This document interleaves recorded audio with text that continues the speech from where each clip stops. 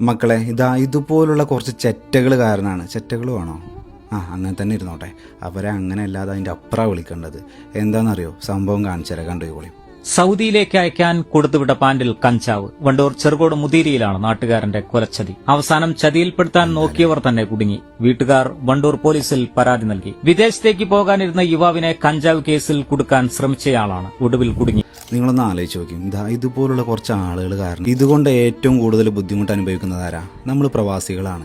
നമുക്ക് എയർപോർട്ടിൽ വെച്ചിട്ട് ഒരു 2 കിലോ അധികമായി. നമുക്ക് ഏറ്റവും വേണ്ടപ്പെട്ട സാധനമായിരിക്കും. ഈ സാധനം അവിടെ വലിച്ചെറിഞ്ഞ് പോന്നാലും നമുക്കിത് ഒരാളെടുത്തൊന്ന് പിടിക്കുമെന്ന് പറഞ്ഞ് കൊടുക്കാൻ നമുക്ക് പേടിയല്ലേ?